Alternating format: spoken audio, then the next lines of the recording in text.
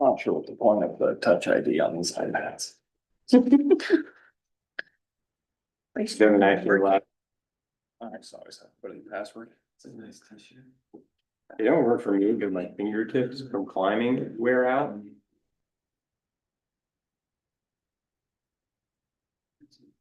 Special meetings. I kind of meant to. Your fingerprints are always changing. Oh, But they're getting this. And it takes a while for this. to come mine back. does the same. So when my fingers get cold, my touch ID doesn't work either. It's just like. Yeah.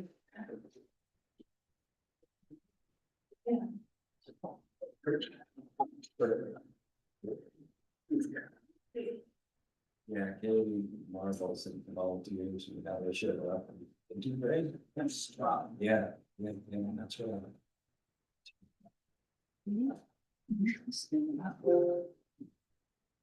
Well, we're all here. Why don't we, and get going on time? We got a fairly busy day. Maybe we'll get a chance for a slight break before the open house, hopefully.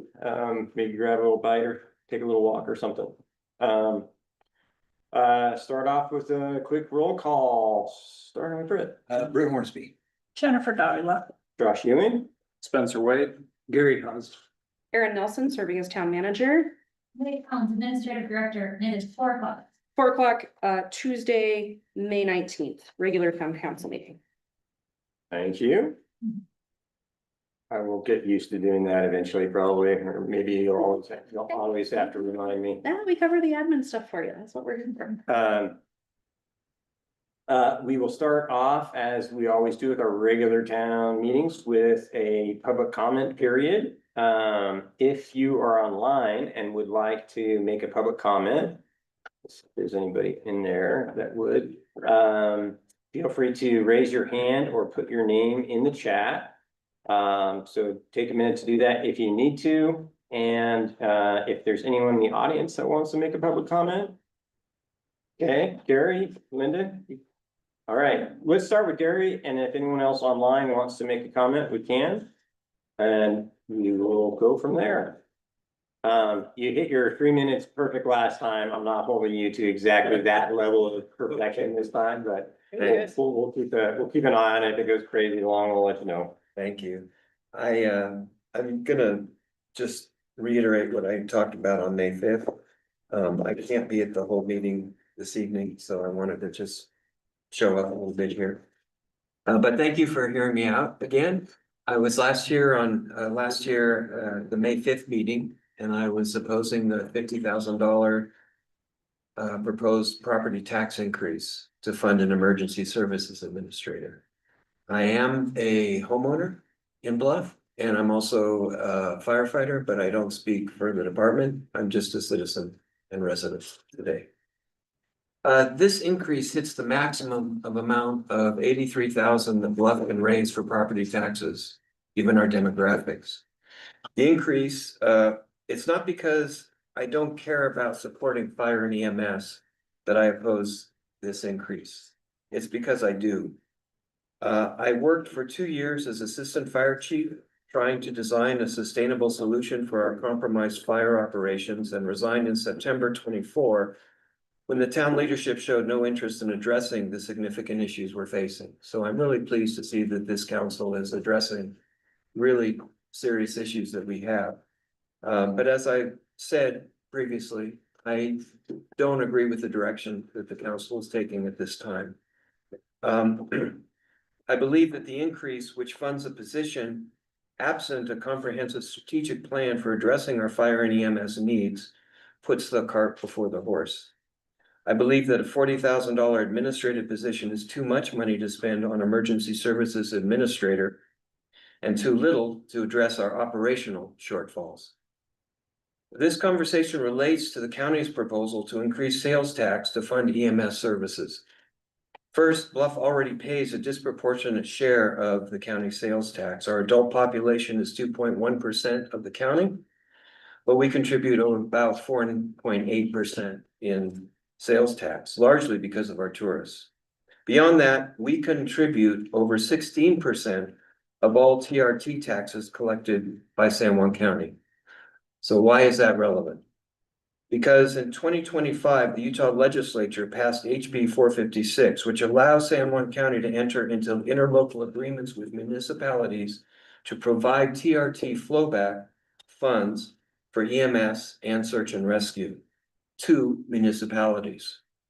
Considering that Bluff contributes over 16% of TRT funds in the county, we have a vested interest. Also, with our adult population being an average of 68 compared to 35 for the rest of the county, painful statistics for me, we have increased need. We also have increased need because Bluff,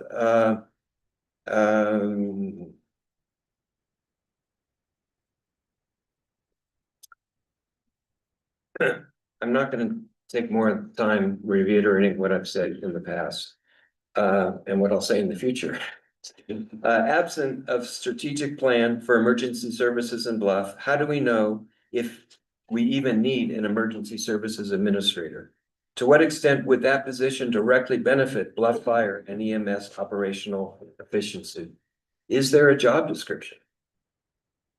Also, before supporting property tax and sales tax increases, can we explore whether existing tax revenues can be used to bolster our emergency services?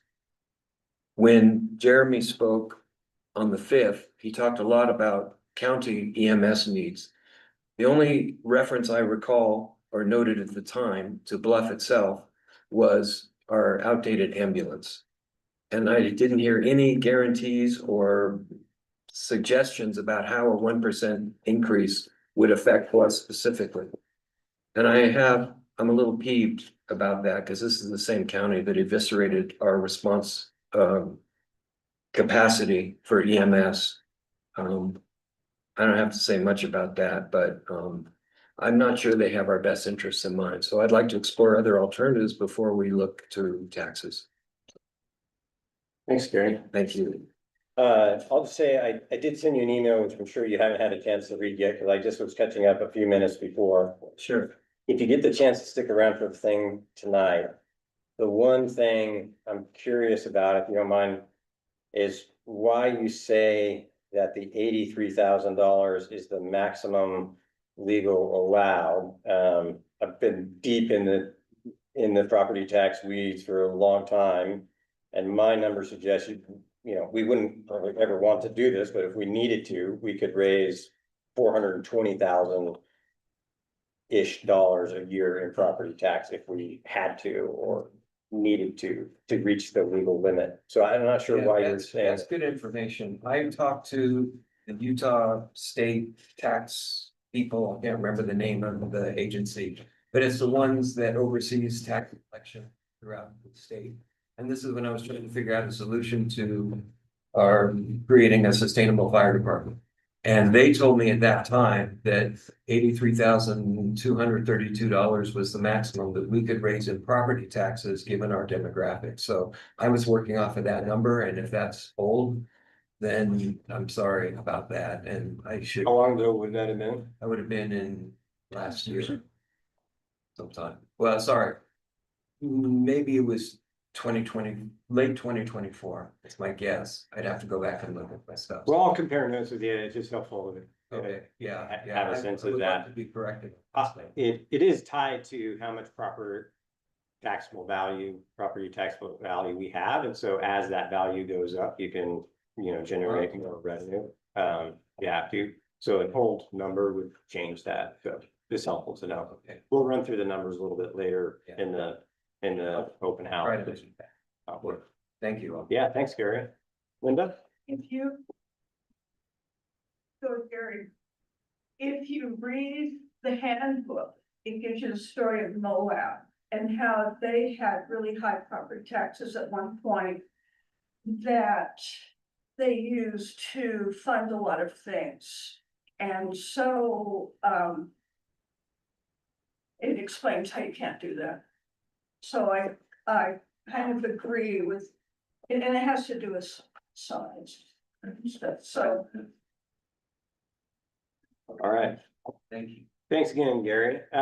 You guys came in a little late. Do you have a public comment or just, okay, thanks for being here. Thanks, Gary.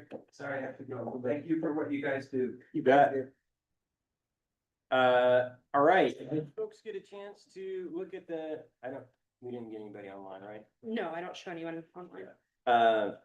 Folks get a chance to look at the meeting minutes. We're looking to approve those, from, May 5th, May 7th, and 2 from May 12th, the regular meeting and the special meeting.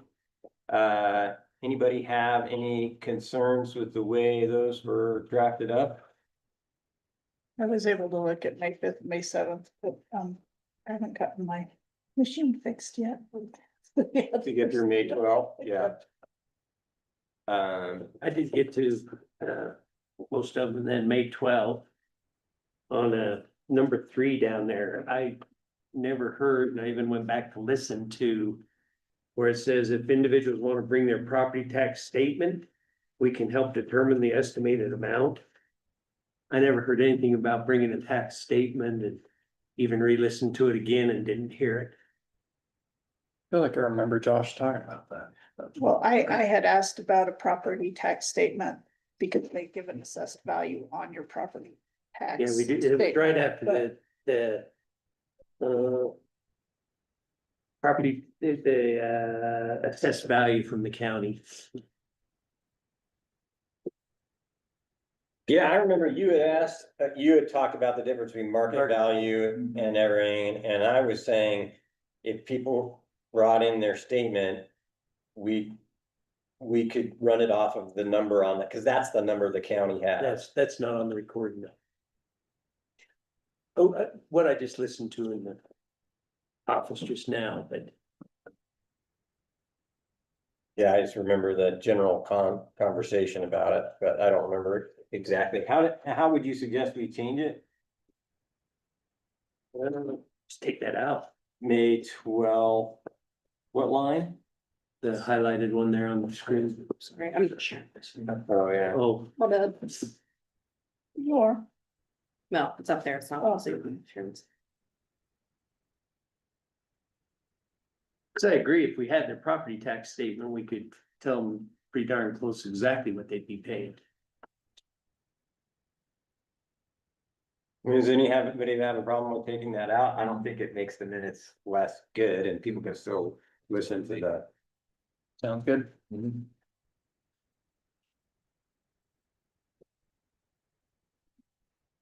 And if anybody's listening and want to bring your property tax statement, that would be the fastest way for us to help you calculate.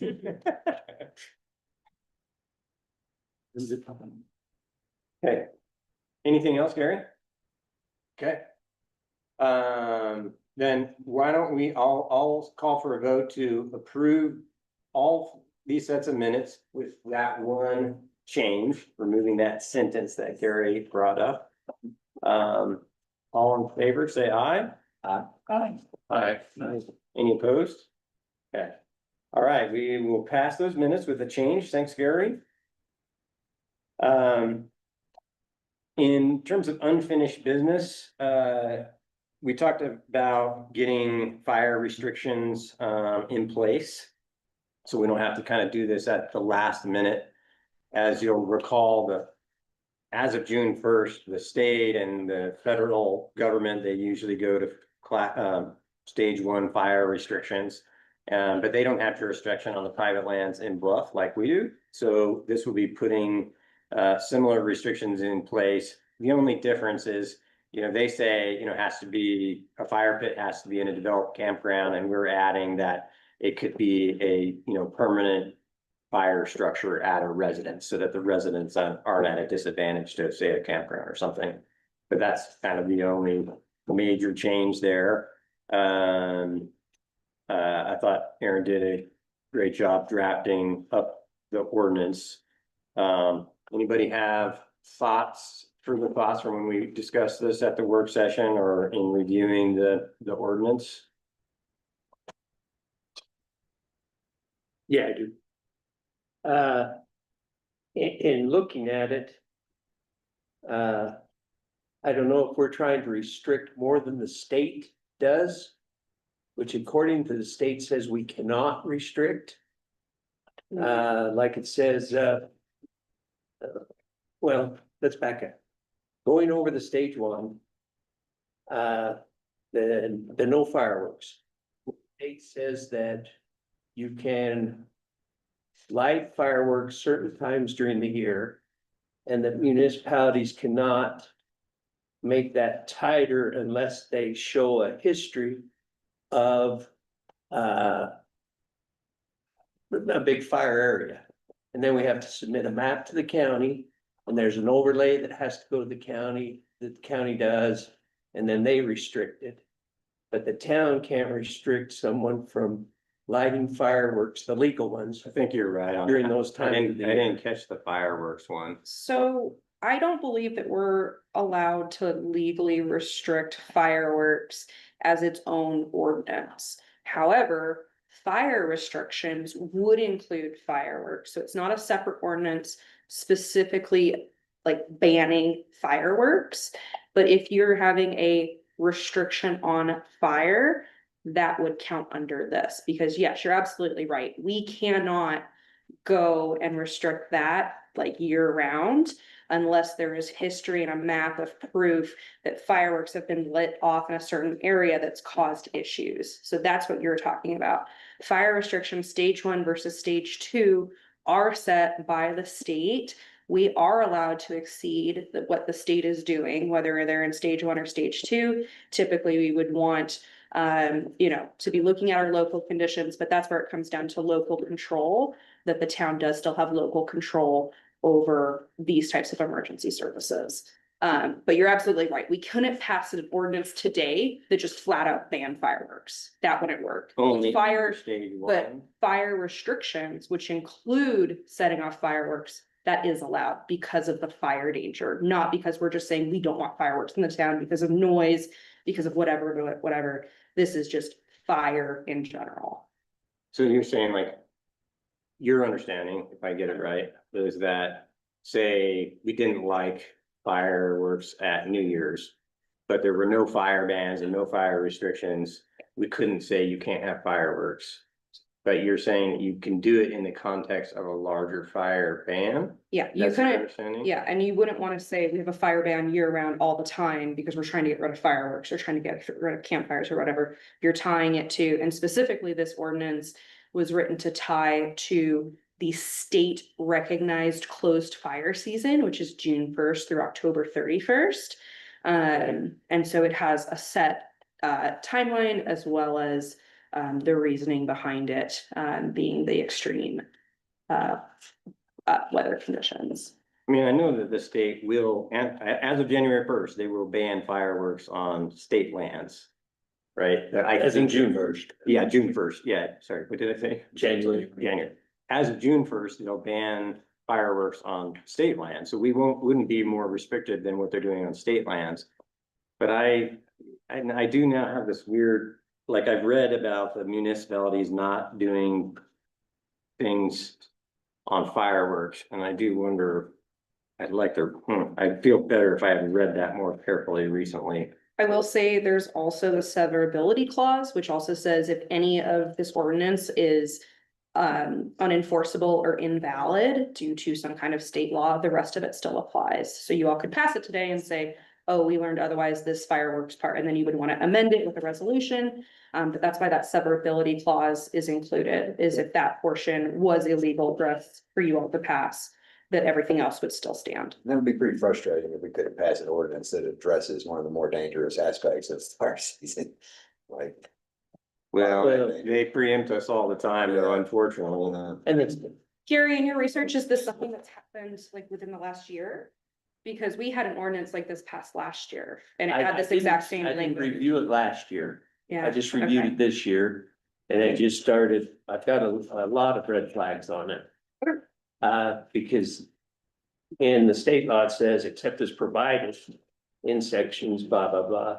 A municipality or state force may not prohibit a person from discharging a Division 1.4 T common state approved explosive during the permitted periods described in section 3. And then it goes on, if they negligently do it and start fires, there's other issues. But they can't make rules to stop them from doing it. And if they do, that kind of leads me into another one. If they, they're guilty of an infraction. And we're gonna enforce it with up to 6 months in jail and $1,000 fine, which is a class B misdemeanor. And that's not only for lighting a firework. But that's if someone smokes outside of their car, public, or outside of a building, trailer, recreational site. So if someone walks outside and has a cigarette out by the field, we're gonna cite them and send them to jail for 6 months. And $1,000 fine. I think it's pretty stiff for violating this. Even, well, on the one's infraction with the state. Another one, if they're guilty of it, is a class C misdemeanor. Which carries a $750 fine and up to 6 months in jail. But that's if they light outside that closed season or during the closed season, if they violate that. But to violate the no smoking, when they can smoke within 50 feet of a building, walk out 50 feet from this building, you're right by grassy areas. And then tracer ammunition. You know, I get it with the ammunition thing. There needs to be a restriction during fire seasons. But to get any restriction on firearms, we have to have the support of the county sheriff to get it done. We can't just arbitrarily do it. And we have to have their support on it.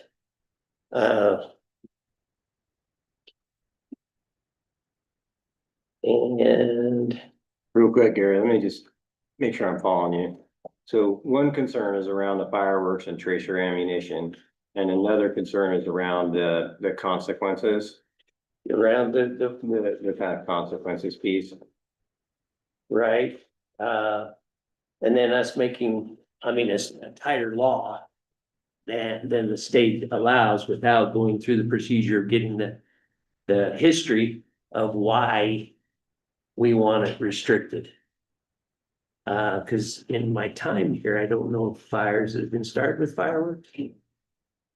I mean, Battlefield, I think of one I don't time, know they were aimed all the time, so I mean, they're just, I've never seen anybody shoot a not firework except allowed. for Sand Island, which as a ranger, I would go shut that down immediately. It's just dangerous. They're not allowed on all the public lands around Yeah, it. I mean, I personally would just be fine with putting it in there, and then if we have an issue, letting the Warriors deal with it. I mean, but I just think say no, and then it's up to them if if we enforce it or if we get into it with them, then we'll deal with it then. So we'll say no, please don't do it for now. I don't think any of these, I mean, these are the fire restrictions that come out like every year, like, and you'll see posted around every public land, like all over, so. Yeah, I mean, you're right. I mean, they are gonna be very similar to what will be in effect. But most of that's out on public, Yeah, I mean, but we're. Forest Service. Yeah, so but I'm saying this thing's the same land. I mean, we're surrounded. It's just like you don't go to town and suddenly there's no fire danger just because of a boundary line. So I'm saying if it makes sense to put it everywhere else around us, then it makes sense for us to. Yeah, I can see where Gary's coming at from the perspective is I don't want to get sideways with the state that like these folks down in Bluff aren't following things, you know, like we want to be a team player. And so I would want to, you know, I do like the idea of having confidence that we're doing something that, you know, other towns and municipalities do. You know, like I'm with you on the fire danger. I don't want our town to burn down because someone's doing something dumb. And I also just don't want to get crosswise with the state if, you know, do something that creates issues. I know most towns, at least when I was with Bountiful, adopted the fire restrictions on fireworks and enforced it during those times that they're not allowed. And they're only allowed to be sold certain times of the year, and they're only allowed to be lit up. They're only before my wife would have fun with that. they're only allowed to be set off certain days of the year. 4th of July, New Year's. In that period around. Yeah, and there's a certain period right around there that they're allowed. And that's what most, from my experience, towns have adopted. And I can see that on the fireworks is that we adopt the state law in times. Saying, okay, you can only do them during these times. But then,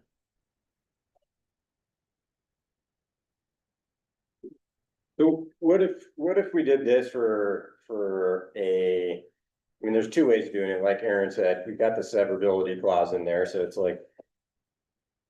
I don't love relying on that, but we could rely on that, or we could just take the fireworks section out, because it hasn't been a huge issue for us. Then we have all the rest of it in place, we do a little bit more research, and if we need to add in a fireworks piece, we can. Like, we're a little ways away from July. My concern is like, we're not far away from June 1st. We are a ways away from July 4th, when people are actually gonna be able to buy fireworks around here. So we could kind of play it safe on that side, is just take the fireworks part out for now, do a little bit more research. And amend the resolution, amend it then. Right? And then that would address one of your concerns, Gary. The other one I haven't researched, and I wonder if you did, Aaron, is like these fines, or whatever, are they in line with what other towns are doing, or where did that? These are directly from previous year ordinances from the town of Bluff. That Bluff did? Not saying that that's what you should rely on, that's fine. we probably but- shouldn't. But yeah, that's directly from previous. And I'm with you, like, we're new folks, we should, just because everybody always used to do that, doesn't mean it's the right thing to do. Right. Is that, yeah, even the state, none of the state penalties I could find made it a class B misdemeanor. The highest one was a C. And most were infractions. But it's like our other ordinances that we had to clean up with the penalty being a class B misdemeanor for whatever it was. Yeah. I just got heartburn sending someone to jail for smoking So public. just to keep us on making a progress here. Would folks be comfortable if we temporarily took the fireworks out and then did some research and figured that out?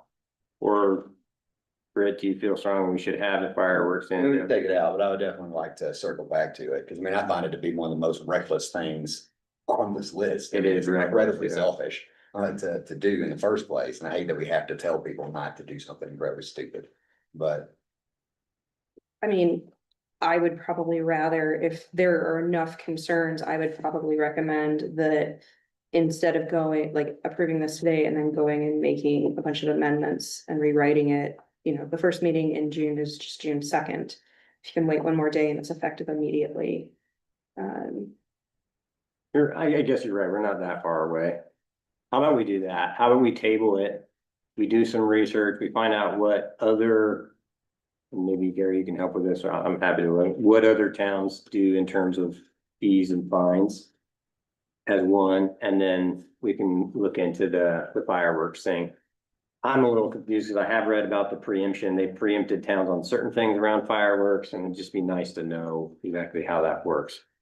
So maybe that is the right approach. It's just, we've had a good discussion. We brought up some good points. Let's go back, and it's not like some huge emergency that we have something not in place for one day of June when other stuff goes in. Does that feel comfortable, Gary? Yeah.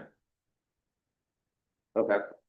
All right, well, let's do that. That'll be our plan, and Aaron and Gary, we can help do a little bit of that research and try to get that. Something we're all comfortable with. Does anybody else have anything like that we should, while we're researching it and writing it?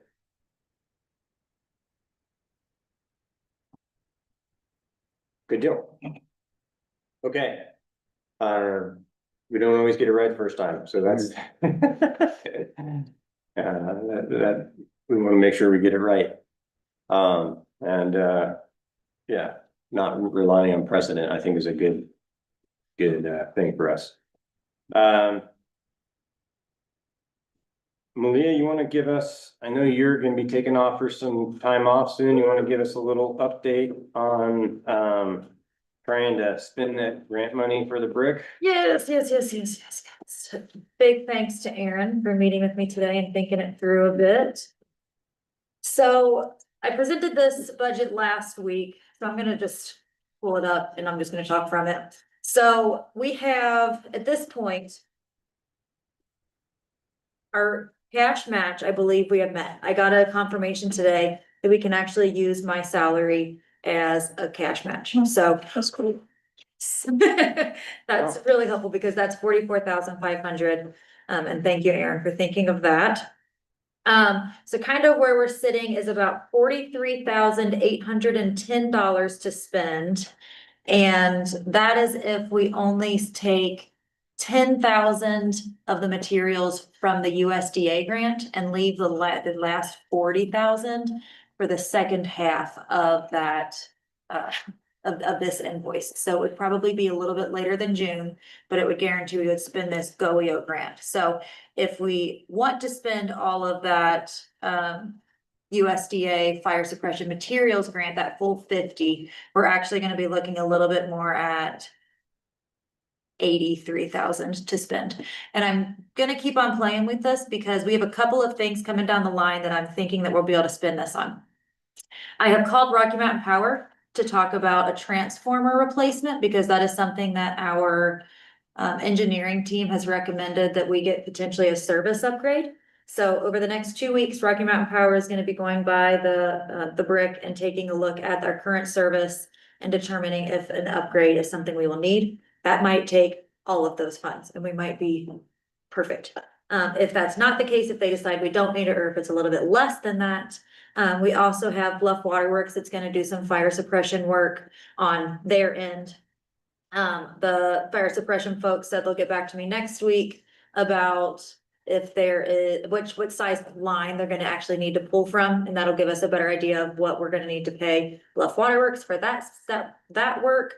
At that point, we're looking, from what I've chit chatted a little bit, it sounds like we may be looking anywhere from 5 to 15, depending on the amount of work that needs to be done, 5 to 15,000. So I'm feeling pretty confident that we're going to be able to spend it. It might just be like right up to that deadline, as we like to do. Did you look into buying that idea of buying things that we need for later now? Yes, I have begun the process. So CES is that organization. We signed that agreement yesterday. Thank you, Josh.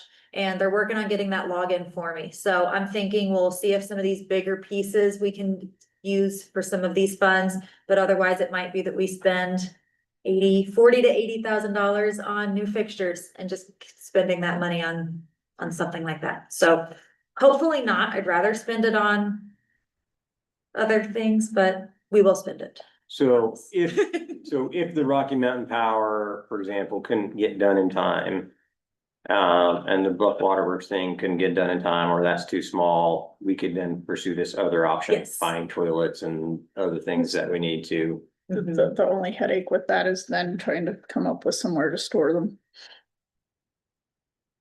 Yeah, But I mean, we've dealt with that in the past as well. right. Yeah, well, I agree with you. If we don't have to deal with that Yeah, headache, yeah. maybe buy them later, but we also don't wanna. Yeah, no, we don't wanna leave money on the table. Yeah. And maybe we could potentially purchase some of those things and pick them up later. Maybe they could store it, like the retailers could maybe store them for us potentially for a certain amount of time. That'd be cool. I know. Late delivery, 6 months. Please. I don't know. Gotta be if that- careful from an accounting perspective, sorry, guys. A lot of places don't wanna store that much stuff. Yeah. In their Keep in warehouses either. I wouldn't think so, but maybe. Yeah, with get it. creative on different ways of approaching it. Okay. So is there any decision points or feedback you need from the council at this Yes. point? So I have been in communication with all of our contractors. We currently have demolition occurring They'll be here this week and next week. And they have graciously offered to meet with Rocky Mountain Power when they're doing that service disconnect to make sure that it's all done correctly, because they've had some previous times that haven't worked out super well. So really thankful for that. But I've also been communicating with our window replacement folks. And something that I didn't catch is, do we want those windows to be openable, operable, or do we want them to just be straight windows? No ability to open them. They checked, it is not a fire egress issue. We don't have to have it because it is not a school, so they don't have to be operable. So not something you necessarily need to answer right now, but they did give me just an updated price. If they did make them operable, we'd be looking at $14,236. So an additional $2,000 to have windows that open. Well, I just wonder if that doesn't save in our electricity consumption in the months when it's hot inside a building, but you don't necessarily need to turn on the AC if you can just open up the window and get some air moving. Aaron brought up a good security concern. If somebody forgets to lock it, it could be a way that someone gets into the building. So think of all the avenues or all the things. Same with the door. You're saying it's two-ish grand or more Yeah. to, And it could help spend that money. Not for them being openable. Okay. And in my experience in San Juan County, it's a rock that gets you in the window, like if you want to get in, like somebody gets in. Just like. Huh. So, They're gonna break in, Okay. they're gonna break in. no, a lot, so. yeah, I would lean toward also being able to open them. I think there's a good amount of the year here where it's like, if you could just open that window, you're Yeah, you're kind of I'm good to thinking go. particularly late March through Mhm. usually almost to the end of May.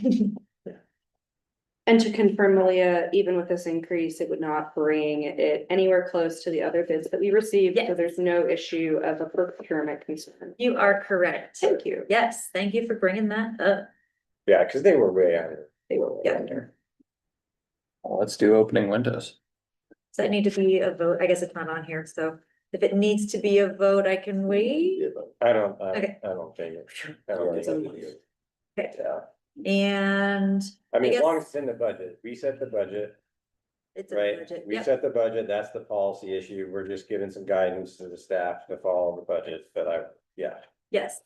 And then one other thing that is a potential option for spending some of these funds is leveling that wooden subfloor up to the concrete. That would be about $5,000. Our current contractor, DRL, said he'd be willing to do that next week. He could bring the plywood. And that would basically make it, once our flooring contractors come in, it'll be less work for them to do of bringing those wooden subfloors up to the level of concrete. So So it's gonna have to happen eventually. it is. Do it. It could Yeah, I also would- be a good way to cover up some of the vents that we've asked them to cover as well, Without having to do that piecemeal. without having to do it as piecemeal. I mean, that sounds like another good way to do it too. You know, they're here, they're already geared up and. With what we're seeing for what they're bidding on things, it does seem as though they're coming in under even local contractors. They have the materials to do it and everything. Typically, I probably want to see us go out and get other quotes, but since we've gone through multiple RFPs recently with similar type projects, I would, unless the council advises otherwise, that we do need to go out and get like 2 other quotes. I would just advise that like it's very well detailed as to like why you all would make that decision today to move forward with them. Yeah, I mean, can you remind me of the procurement thresholds where like there's the Under- higher? Under 1,000, there's like a minor purchase, so we could just like do a little Googling. Between 1,000 and 10,000 would be, we'd want a couple quotes. Informal quotes, call them up, say, hey, what would you do for this project? And then over that it's getting into bidding and then RFP over 80,000, closed sealed bids over 80,000. So this would be in that category of, Kind of like a small so there's minor purchases, small purchases, and then moderate and large RFP. I mean, would we basically really cover our bases if we called a couple people and said? Yeah. How much would you do? I mean, I like to be fair, especially to local people, if there was someone, local that would wanna bid on it, or would. We could at least, I know it's extra work, but. We would have our bases, our fairness bases covered. Do you know the total square footage? Not off the top of my head, but I can get that. If you could get that, I can do some calling around, because if they're still here, we would want them to do it next week Right. unless. So if you can get me the square footage tonight, um. Someone else might need to drive, okay, if you can get me the square footage, I can get those. quotes from Yes. some folks. Yeah, I'll get that, and yeah, I can do that, cool, thanks, I think that's all that I have questions wise. It's nice to see the chipper. Yes, you'll see some chipped material over there. I'm contemplating, The zipper is over there now? No, he's not over there right now, but there's some big piles of chips over there. it's so true. we've been waiting on that for about a year now. Oh, so it happened already? Yeah. Yeah, it happened May 6th, we had, it was actually the Forest Service Oh, nice. came down and nice. chipped it, so that's a service that Excellent. they provide, and something that we will continue utilizing. Wow, That's that's great. fabulous. Yeah, yeah, at least as long as the grant funding is there for them, it's. And then a what's service to for do with us. the chips? That's a good question. I have thought about this, and I've had a couple of phone calls because people see chipped material and say, can I have that? My thought is I'd like to get some wells around our trees and actually put some of this around some of our trees over there, because I've been watering them this week and they are sad and thirsty. So that could be a good way to help retain some of that moisture. Also the community garden has reached out inquiring if they could have any. And then there's also, been some contacts saying, if you want help distributing this, let me know. So I've kind of just been sitting on it, not doing much.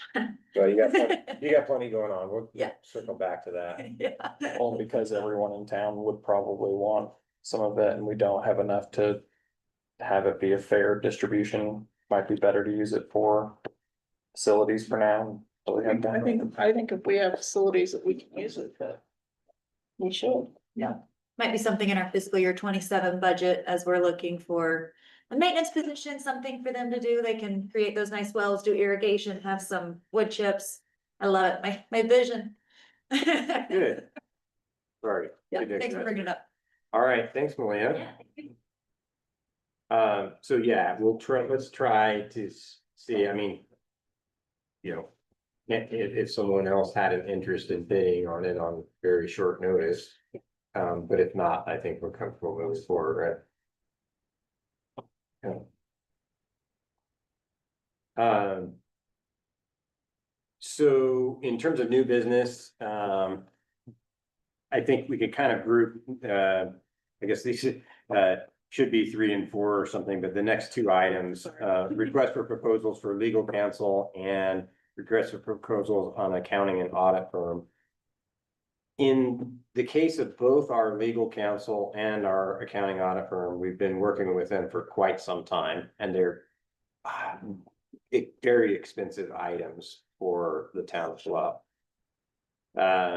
And so the thought is that it is a good best practice, and sometimes required on the auditing side, but a good best practice to go out and at least do an RFP to revisit those services on, by this year basis kind of deal.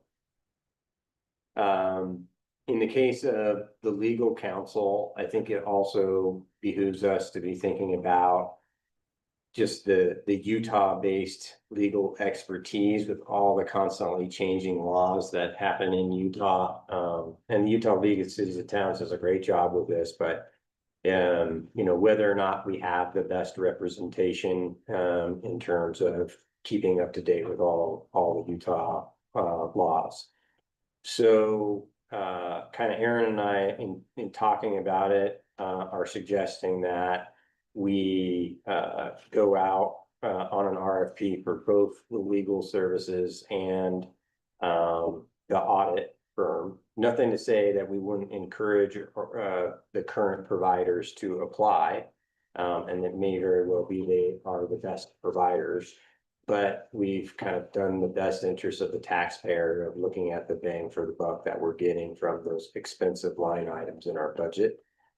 As you saw in the budgeting process, they're not cheap items, and they have been going up. Particularly on the legal side, the cost went up recently. Yeah, another $60 an hour this year, so Yeah, it's up to 380. yeah, it's $380 an hour right now for our current legal counsel. So it just seems like a smart thing to do to see. It may be that everybody else is $500 an hour and there you go.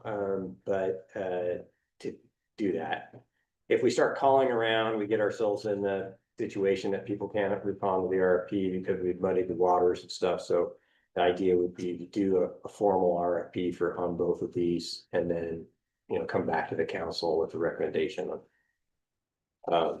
Anybody have concerns about that moving forward with those RFPs? Anything to add there, Aaron? No, just indicating that Josh is absolutely correct. Our current firms can and hopefully will submit interest. For the county specifically, I included in the agenda packet the code which requires that we submit. I did check in one of my trainings with the state auditor's office that we would be able to rehire Larson and Company, but we just every 5 years or every 5 years or fewer. We should be doing it. The 5 years is kind of a nice one though, because you're familiar enough with them, but you're not getting complacent in feedback, I would say would be a good way to phrase that. So I think in terms of a timeline, I was hoping to get drafted RFPs in, but it has been a very busy week. I think I would like to probably get these issued within the next 2 weeks. And then have proposals for you all to look at in early July. And so that kind of aligns with our time frame with the fiscal year and everything as well. I don't know if I think it would be a little tight to try to get something by the 3rd week in June. So that's why I'm proposing that, maybe we have a deadline in early July. You guys can talk about stuff during a work session and then probably approve sometime there in July. Okay, mostly FYI, and if anybody had concerns. And then one other kind of FYI, I mentioned this to you the other day, Jen, but I did sign a letter of support for San Juan Economic Development, going after some state funds for tourism promotion.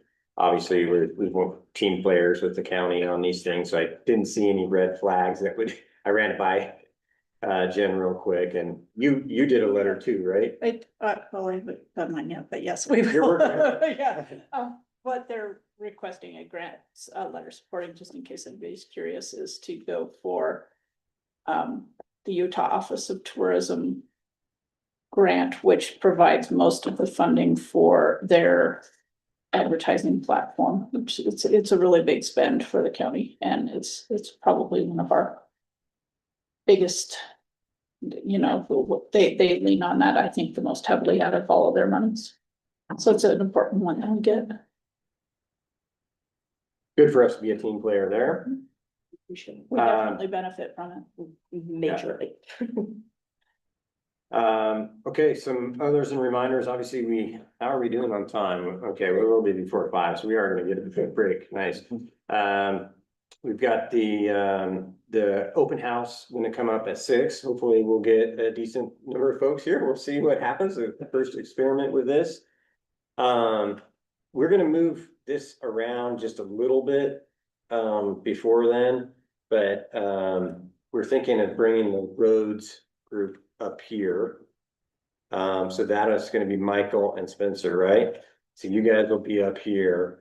And then emergency services will be Chief Diego and me in the back there. Then Malia be with Brick. Right. And Britt, yeah. Malia and Britt on the Brick. Call me Rick. Brick is the Brick. He's the Brick. Amazing. House. Aaron will be at the general budget table. Which maybe we should also maybe bring that up in here. Yeah, I to think Spread we could out a just- little bit. yeah. Bring that up a little bit. And then Gary is, oh, the water one. Oh, the water is the blue sign, blue for water. Yeah, it's hard to see that one. I'm glad I made it blue. Will be in the back corner. And then Jen and business promotion is gonna be dark sky kind of over here. So we'll kind of break up. Just encourage you, the idea is for it to be informal, have good conversations, answer questions you can. If there are questions you can't answer and Aaron's not totally inundated, you can kind of run over and grab her kind of deal. For people who are really numbers people, we're gonna have a few copies of the actual tentative budget that we adopted as the tentative budget. If people are running through, you're not expected to have that memorized, but you might want to have a copy, in case people are there asking. I mean, you don't have it memorized? Aaron might, but no. Numbers. And then Aaron and I are gonna do a little preamble presentation. Walking through kind of the budget picture, where our revenues come from, the truth in taxation process, that sort of thing. So hopefully we'll have set the stage pretty well. So I don't think, unless anybody really wants to, I don't think there's a need for you all to speak to the large group before we break up, but I would throw it out there if anybody wanted to say anything, we certainly, we could do that. But I think the intention is we'll go through the presentation as fast as we can, then we'll break up and you'll be doing smaller group conversations. But does anybody want to say something to the full large group? Okay.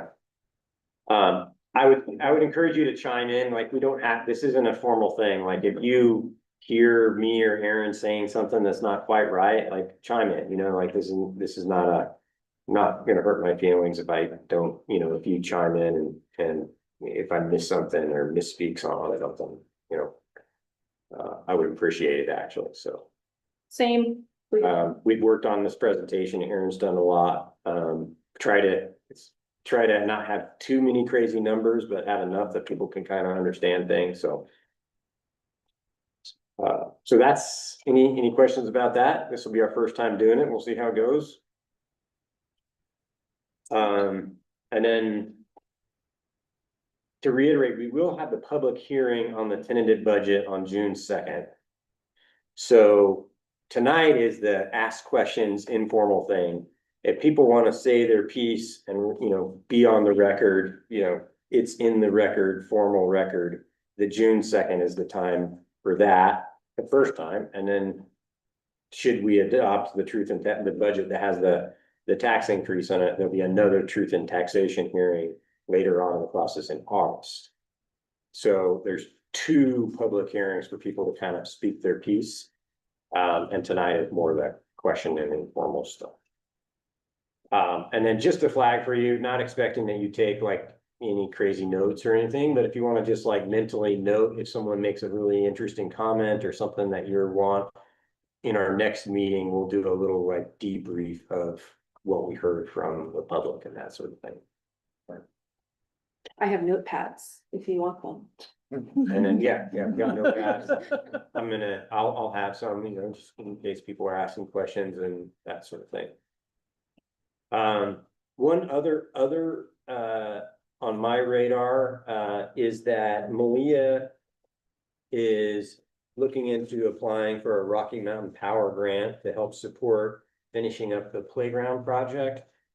We don't have grant funding to do the clearing of the old playground.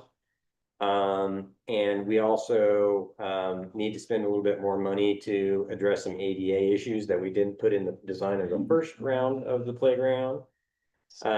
So she's proposing to write a grant for that. I don't see that as a policy issue really for the council, and as long as we're in budget and, yes, before we accept the grant and spend the money, we need to make sure it's in the budget. But just wanted to give everybody a heads up that she was going down that route. Can't imagine anybody be against asking for a grant from Rocky Mountain Power, but Wanted to give you that heads up. Anything to add on that, Malia? No, that's perfect, thanks. Okay, heads up on that. Anybody else have any others before we take a break before the open house? All right, with that, we'll consider our meeting of May 19th adjourned at 4:54, and we'll see everybody back here at 6. So.